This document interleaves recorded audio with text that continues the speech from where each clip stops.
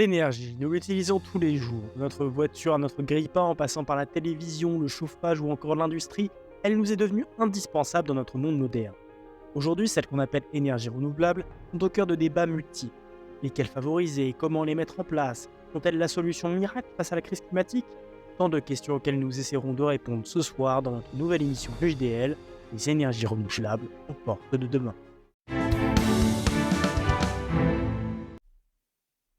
Formé la chance d'interviewer M. Patrick Maillot, le PDG et fondateur d'une entreprise Initio, qui est un cabinet de conseil en stratégie axé sur l'énergie durable et la mobilité, fondé en 2006, et notamment reconnu à travers le monde dans son expertise dans le domaine de l'hydrogène et des piles à combustible.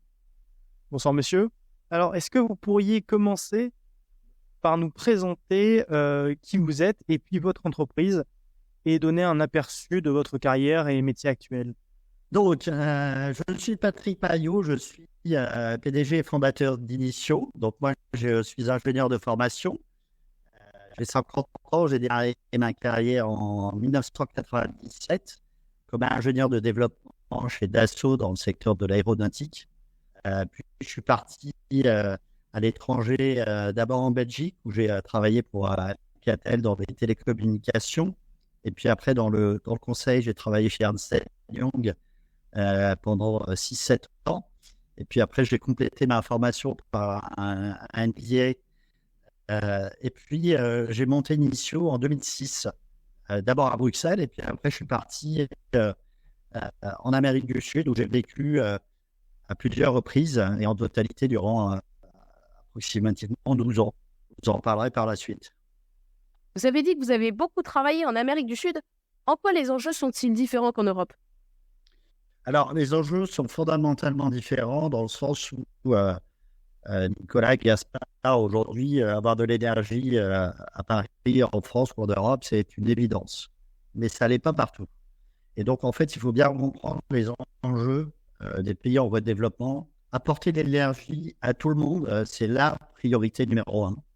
La priorité numéro 2, c'est d'apporter de l'énergie à tout le monde, mais à un prix abordable.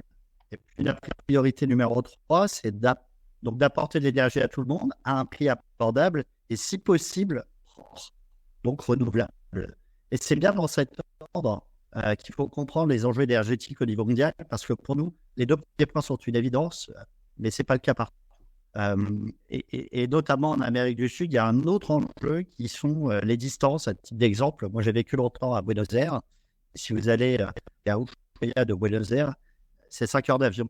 Alors, dans un pays où il y a 45 millions de personnes, c'est-à-dire bien moins qu'en France, pouvoir couvrir de telles distances et apporter de l'énergie à tout le monde, dans ces conditions, c'est un véritable... Est-ce que vous pourriez justement nous donner des exemples de projets sur lesquels vous avez travaillé en Amérique du Sud? Oui, avec plaisir.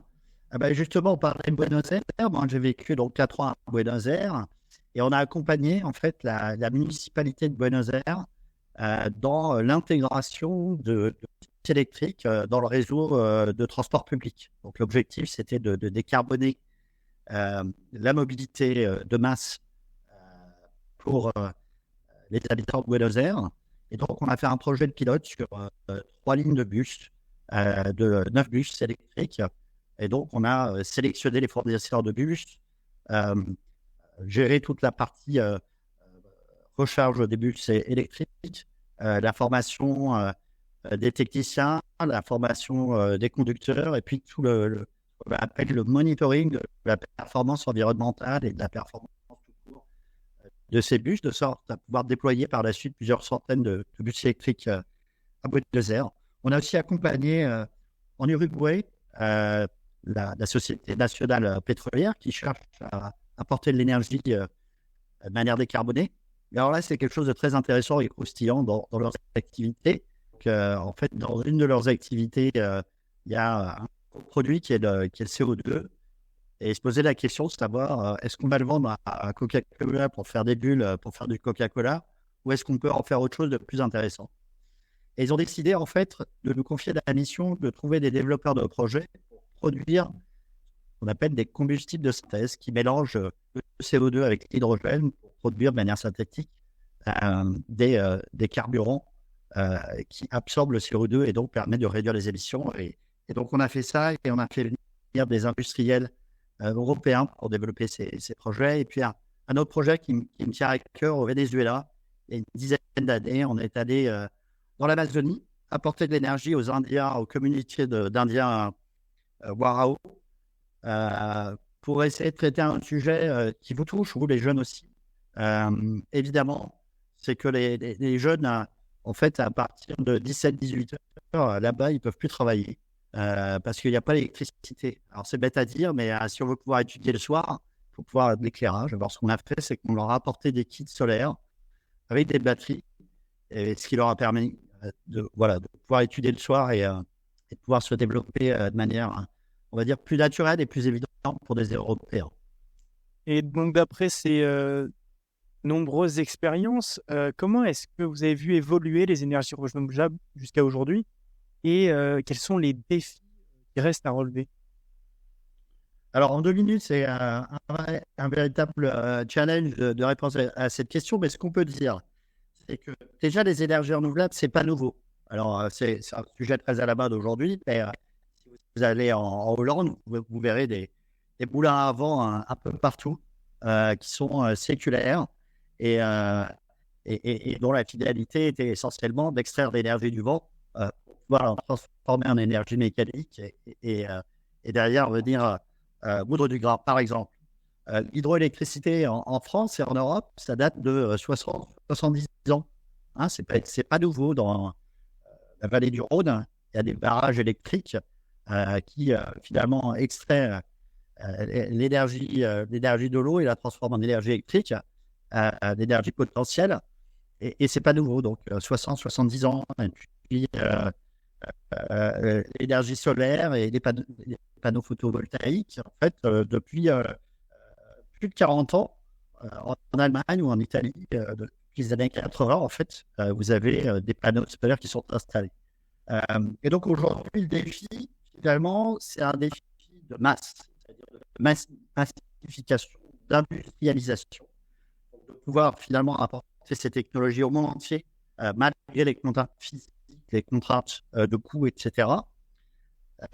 Et d'autres types de contraintes qui sont poussées au cycle de vie, c'est-à-dire que la plupart de ces technologies utilisent des matériaux qu'on n'a pas nécessairement en Europe, ce qu'on appelle les terres rares et les métaux rares, qui proviennent souvent d'ailleurs, et donc il faut pouvoir extraire, raffiner et gérer en fin de vie. Donc, on parlera peut-être de la fin de vie des batteries, donc ça, c'est un véritable enjeu. Si on veut, par exemple, massifier l'usage des véhicules électriques, à un moment donné, en fin de vie, il faut pouvoir retraiter les batteries parce qu'évidemment, il n'est pas acceptable de rejeter ça dans la nature. Voilà un peu les enjeux sur lesquels on travaille. Vous évoquiez justement le problème des terres rares. Y a-t-il donc aujourd'hui de véritables tensions entre États sur la mise en place de modes de production renouvelables, des concurrences, des actions pro-énergie fossile venant de pays producteurs? Je pense notamment à l'OPEP avec la COP28 récente. Une question très intéressante. Donc la réponse est oui. La réponse est véritablement oui, parce que disons que les métaux et les terres rares, il y en a un petit peu partout, mais pas forcément de manière très concentrée. Et nous, aujourd'hui, en France ou en Europe, la production minière, on n'aime pas trop ça. Aujourd'hui, si vous essayez d'ouvrir des mines en France, c'est très compliqué. Il y aura un problème d'acceptation sociale.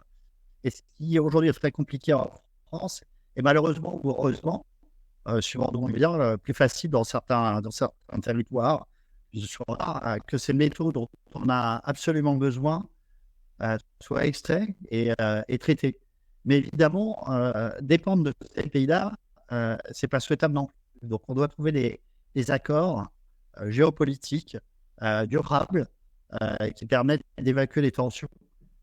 Et aujourd'hui, c'est vrai qu'avec la Chine notamment, il y a des tensions qui risquent de s'exacerber si on n'arrive pas à revenir à la table de discussion et à trouver des situations gagnant-gagnant.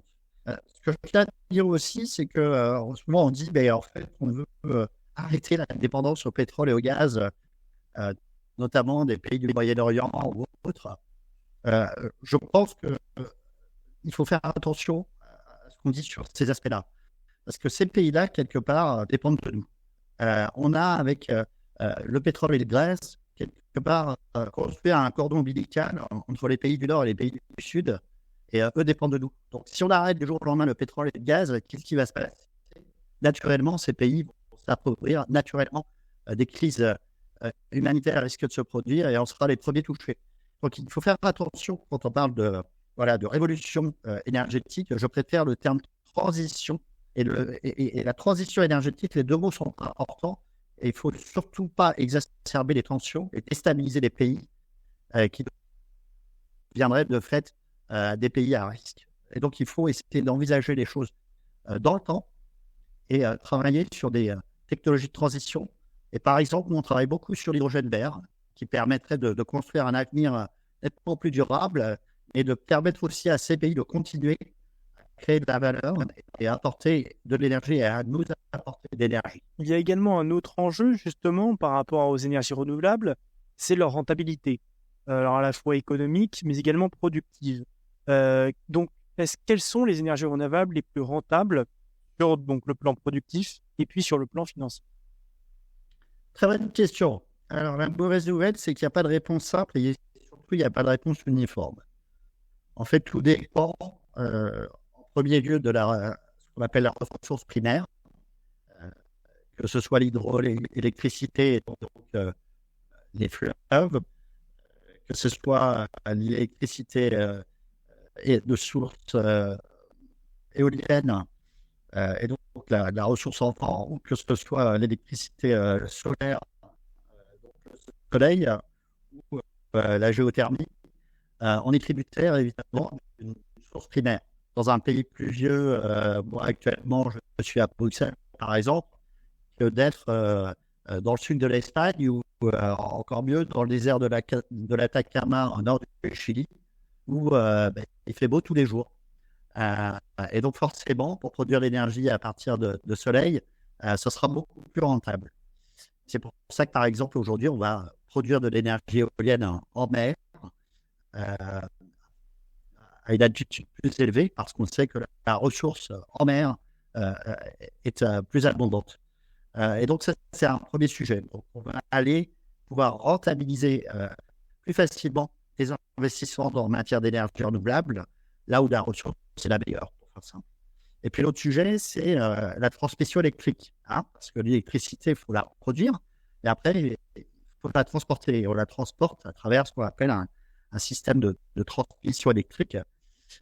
Et donc là, il faut trouver des équilibres économiques entre produire pas cher et transporter loin, ou produire un peu plus cher, mais transporter tout près. Et donc, là aussi, il y a des arbitrages à faire, parce que quand on doit parcourir des centaines, voire des milliers de kilomètres avec des lignes électriques, c'est pas très joli pour les paysages, et puis ça a un certain coût. Donc voilà, je suis désolé de ne pas pouvoir offrir une réponse un peu plus assertive, mais en fait, toutes les questions que vous posez, les industriels nous les posent, on leur apporte justement des réponses circonstanciées. C'est notre job. Vous avez notamment travaillé dans le domaine de l'hydrogène vert. Quels sont les enjeux autour de cette technologie? Alors, il y a 3 types d'enjeux. Le premier, donc, c'est le coût. Ce sont des technologies émergentes, et donc, comme elles sont aujourd'hui produites en faible quantité au niveau des équipements,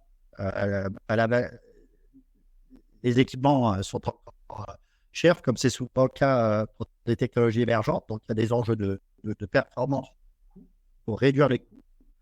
Il y a des enjeux d'industrialisation, mais les deux vont ensemble. Aujourd'hui, on travaille pour un certain nombre d'industriels dans le secteur de l'électrolyse pour produire de l'hydrogène. Et la plupart des industriels qui produisent des électrolyseurs, c'est des PME ou des grosses PME. Vu la taille des enjeux et ce qu'il faut produire, les industriels, ils doivent quelque part se transformer en multinationales et construire ce qu'on appelle des gigafactories, donc des sites industriels qui sont beaucoup plus gros pour pouvoir répondre aux enjeux de massification. Et puis, je dirais que le troisième enjeu, c'est un enjeu de décarbonation. Donc, il faut produire de l'hydrogène pas carbone, parce que sinon, en fait, tout ça, ça ne sert à rien. Il faut vraiment, si l'enjeu, c'est de décarboner, il faut trouver des technologies qui qui permettent évidemment de répondre à cet enjeu, et donc de l'électricité renouvelable, par exemple combinée à l'électrolyse de l'eau, pour avoir un bilan carbone le plus bas possible. Donc, sur quel projet vous auriez travaillé au sujet de l'hydrogène? Il y a plein de projets. Nous, je travaille sur ce sujet depuis 17 ans. On est très fiers parce qu'on a fait plus de 700 projets dans à peu près 40 pays. Donc, c'est difficile d'en sortir quelques-uns, mais il y en a quand même quelques-uns qui me tiennent à cœur, hein. Par exemple, vous êtes à Paris aujourd'hui. Vous avez la possibilité de prendre avec vos parents un taxi à hydrogène. Et il y a plusieurs années, en fait, on a accompagné les fondateurs de Hype dans leur processus de start-up pour lever des fonds et démarrer. Et on est très fiers de ça. Et je vous encourage d'ailleurs, les auditeurs et les parents, à downloader l'application Hype, HYPE, sur votre mobile, à créer un compte et à prendre un taxi Hype dans les jours et les semaines qui viennent. Alors, on accompagne aussi la SNCF depuis plusieurs années sur le lancement du train hydrogène. En France, il y a les trains TER, hein, qui sont les trains régionaux. Il y en a pas mal qui sont en fait encore aujourd'hui au diesel pour des raisons économiques. Il n'y a pas de ligne électrique. Donc, on les fait tourner au diesel et on accompagne donc la SNCF dans l'amorçage du train à hydrogène. Et la bonne nouvelle, c'est que dans les prochains mois, on va pouvoir voir ces trains se déployer en France. Donc ça, c'est hyper intéressant. Et plus loin, au Moyen-Orient, on a des industriels qui produisent des fertilisants pour l'industrie agroalimentaire. Donc, pour pouvoir arriver à des rendements intéressants dans le domaine agroalimentaire, on a besoin de fertilisants. Et aujourd'hui, on est en train de produire des nouvelles générations de fertilisants bas carbone qui permettent de produire des fruits et des légumes avec une performance environnementale optimale. Voilà. Vous avez beaucoup parlé de vos expériences, mais concrètement, quelles sont généralement les difficultés rencontrées par les entreprises souhaitant se tourner vers des énergies renouvelables et comment Initio arrive à aider à résoudre ces problèmes? Alors, le principal enjeu, c'est un enjeu économique. Toutes ces technologies, finalement, elles ont un coût. Alors aujourd'hui, on est face à une situation où tout ce qu'on consomme au niveau énergétique aujourd'hui, c'est produit par des équipements qui ont été installés il y a 10 ans, il y a 20 ans, il y a 30 ans, et donc qui ont été amortis, économiquement parlant. Et donc, les nouveaux investissements, il faut les financer. Et souvent, ce sont des technologies qui sont encore un petit peu chères.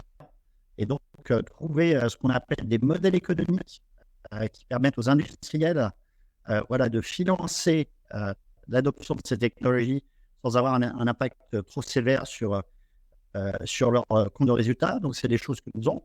Et puis après, il y a un enjeu d'autorisation. Alors, en France, on aime bien, on a beaucoup de gens dans l'administration et on aime bien tout contrôler, parfois trop. Donc, il faut un permis, il faut une autorisation au niveau local, au niveau municipal, au niveau du département, au niveau de la collectivité, etc. Et tout ça, en fait, ça coûte beaucoup de temps et finalement beaucoup d'argent. Un grand merci à vous, Monsieur Patrick Maillot, pour vos explications. À très vite. Merci, au revoir, monsieur. Nous avons désormais la chance d'accueillir Madame Emery, professeure de physique-chimie à La Rochefoucauld, qui va nous apprendre un peu plus sur les énergies. C'est pas Joseph? Bienvenue Madame Emery sur ce plateau du JDL. Madame Emery, vous êtes professeure de physique-chimie au lycée La Rochefoucauld, ingénieure ES-PCI et docteur de l'université Pierre et Marie Curie. Nous allons voir le développement de nouvelles technologies dans le domaine de l'énergie et notamment dans le domaine du renouvelable. Donc, tout d'abord, qu'est-ce qu'une énergie renouvelable? Une énergie renouvelable est une énergie qui est inépuisable et abondante sur Terre. Elles offrent des alternatives durables, respectueuses de l'environnement et répondent aux besoins énergétiques croissants. Son développement est dû notamment à la réduction des gaz à effet de serre, la diversification des sources d'énergie et la solution pour des méthodes plus durables. Merci Joseph pour cette introduction. Donc Madame Emery, l'un des principaux problèmes rencontrés avec l'énergie est son stockage. Alors quels sont les moyens actuellement mis en place permettant de conserver un maximum d'énergie? On a développé depuis longtemps des batteries utilisées par exemple dans le transport automobile ou qui sont utilisées pour le solaire photovoltaïque pour stocker l'électricité. On a d'autres utilisations, d'autres possibilités de stockage. Monsieur Patrick Maillot nous a parlé de l'hydrogène. Donc, on peut stocker sous forme de d'hydrogène de l'électricité produite, par exemple, d'une façon verte avec des énergies renouvelables. On peut aussi stocker l'énergie grâce à des barrages hydrauliques. Donc, ce sont trois grands types de stockage de l'énergie possibles. Est-ce que les biocarburants pourraient être une alternative viable aux énergies fossiles utilisées actuellement pour faire fonctionner les voitures, ou potentiellement l'hydrogène?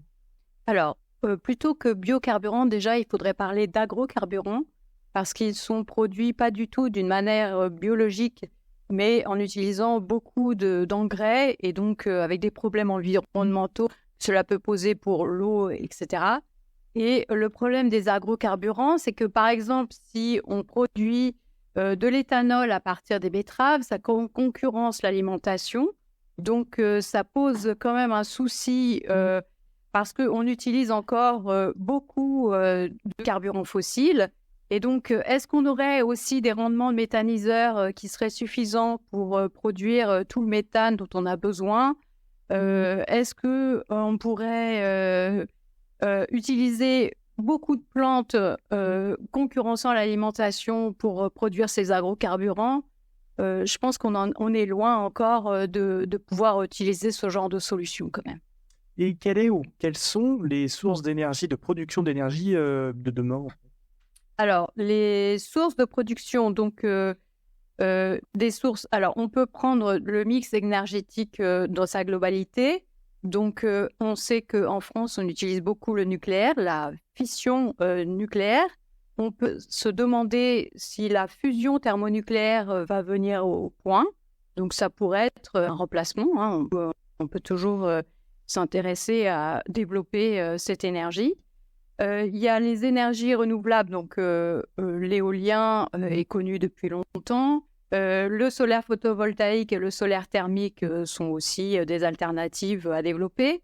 On peut utiliser le dihydrogène et les piles à combustible. Il y a d'autres moyens d'utilisation aussi du dioxyde de carbone, donc de le réduire pour fabriquer d'autres carburants comme le monoxyde de carbone ou éventuellement de l'acide formique. Donc, on s'intéresse au vivant, au végétal, pour développer des nouvelles solutions qui pourraient être utilisées. Et par exemple, il y a une équipe du CNRS qui a réussi à réduire le CO2 en utilisant des catalyseurs simples comme le fer et non des métaux précieux. Donc, il y a encore beaucoup de recherches à faire, mais il y a des solutions alternatives qui peuvent être mises en place et dont on peut espérer qu'elles apporteront des solutions. Nous parlions donc de décarbonation. Sommes-nous dans les temps et pouvons-nous donc suivre les objectifs fixés en matière de décarbonation, à savoir diminuer les émissions mondiales de 60% d'ici 2035, comme fixé lors de la COP28? Alors, c'est un peu difficile de répondre, mais malheureusement, les efforts de recherche et développement n'ont peut-être pas été suffisants jusqu'à présent. Heureusement, il y a des plans d'investissement pour rattraper un peu le retard qu'on aurait pu accumuler. Seulement, les solutions technologiques, elles ont toujours des inconvénients, c'est-à-dire qu'elles n'ont pas à tout résoudre. Et je pense que le problème principal, c'est surtout un changement de philosophie, un changement de paradigme et aussi une nécessaire sobriété. C'est-à-dire que si on ne s'attaque pas à l'obsolescence programmée, si on ne réfléchit pas à ce que l'on consomme, à notre façon de concevoir, d'utiliser et de recycler les produits, nous continuerons à utiliser trop d'énergie, à utiliser trop de ressources et à faire des impacts sur l'environnement qui vont être désastreux. Donc, il y a surtout un changement de philosophie à voir et le législateur doit nous accompagner beaucoup là-dedans, c'est-à-dire à faire en sorte que, par exemple, tout le matériel informatique dont nous avons beaucoup besoin maintenant, surtout pour faire des visioconférences, éviter de se déplacer, tout ça, ce matériel informatique soit pérennisé, c'est-à-dire qu'on oblige les développeurs à pérenniser les programmes informatiques et que le matériel puisse être réparé, tout ça. Donc, aussi bien l'obsolescence programmée dans aucun domaine, si possible. Je vous remercie, madame, pour vos explications. Et puis à bientôt, peut-être, dans notre émission. Merci beaucoup. Je vous remercie beaucoup de votre invitation. Maintenant, l'heure de la chronique actualité internationale. Pakistan. L'armée de l'air pakistanaise a mené jeudi matin 18 janvier une série de frappes aériennes en représailles à celles menées 2 jours plus tôt par l'Iran sur son territoire. Au moins 9 morts sont à déplorer, dont 4 enfants et 3 femmes ont été tués dans des villages frontaliers, ont rapporté les médias d'État iraniens. Yémen. La Russie appelle les États-Unis à cesser de bombarder les Houthis. Le ministre russe des Affaires étrangères a appelé jeudi les États-Unis à cesser leur agression contre le Yémen, après que l'armée américaine y a bombardé pour la 4e fois en une semaine les rebelles Houthis. Le Danemark a annoncé ce jeudi vouloir rejoindre la coalition américano-britannique. Royaume-Uni. Le roi d'Angleterre Charles III, qui a eu 75 ans en novembre, va se faire hospitaliser ces prochains jours, a annoncé le palais de Buckingham, le mercredi 17 janvier 2024. Il est atteint d'une hypertrophie bénigne de la prostate. Cette maladie est fréquente chez les hommes âgés et n'est pas cancéreuse. France. La Chine est-elle à la tête d'une vaste opération de propagande à destination des Français sur YouTube ? Dans une enquête, Le Monde épingle plusieurs chaînes sur la plateforme où l'on peut constater que des vidéos visant à promouvoir le régime chinois ont été postées et ont récolté plusieurs millions de vues. Il y aura en effet plusieurs chaînes de propagande pro-Chine. Les chaînes concernées ont des noms aussi divers que variés, comme 360 Visions, Dernière Minute, Monde Connecté ou Éco-Politique. Toutes rassemblent des vidéos faisant la promotion des intérêts chinois et à destination d'un public francophone. Nous accueillons désormais Thomas Lafay pour sa chronique et fait un petit cours footballistique. Bonjour Nicolas, alors Thomas. commençons ce point foot avec la plus prestigieuse des compétitions, j'ai nommé la Ligue des Champions. En effet, le PSG réalise un début de campagne plus qu'inquiétant et même compliqué, avec seulement 2 victoires pour 2 défaites et 2 matchs nuls. En 6 matchs, vous avez compris, ce qui est du jamais vu depuis l'ère QSI sous le Qatar. Mais souvent, les Parisiens ont réalisé les années précédentes une très bonne phase de groupe, mais se sont effondrés ensuite. Donc l'équipe ne peut que monter en puissance, corriger ses défauts et trouver enfin le meilleur système. Le dernier match face à Dortmund nous a bien montré que la confiance ne régnait pas dans les rangs parisiens. Les supporters parisiens trouvent quand même assez inquiétant que sans un adolescent de 17 ans, Zahir Emery, ce soit la panique. Ils finissent quand même 2e de leur poule derrière Dortmund et se qualifient de justesse pour les 8e de finale de Ligue des Champions. Le tirage au sort a enfin été clément pour les Parisiens qui affronteront les Espagnols de la Real Sociedad. Le match aller sera le 14 février au Parc des Princes et le retour en Espagne le 3 mars. Les grandes affiches de ces 8e de finale sont Naples-Barcelone, Atlético de Madrid, Inter Milan ou encore Leipzig contre le Real de Madrid. Le RC Lens a rejoint la Ligue Europa, mais aura le mérite d'avoir fait son coup d'éclat en battant à Bollaert Arsenal. Ils affronteront Fribourg pour se qualifier en 8e de Ligue Europa. En Ligue Europa, Rennes termine 2e de son groupe, tout comme Marseille et Toulouse. Ils affronteront respectivement l'AC Milan, le Shakhtar Donetsk et Benfica. Lille termine facilement premier de sa poule en Conference League. D'ailleurs, cette année, ce sont les dernières phases de groupe de la Ligue des Champions telle que vous la connaissez. Après, ça ressemblera au projet avorté de la Super League. Les équipes constitueront d'ailleurs des mini-championnats. D'ailleurs, en parlant de Super League, le projet ne semble pas complètement fini. En effet, il a refait surface ces derniers jours, toujours porté par le Real, le Barça et la Juve.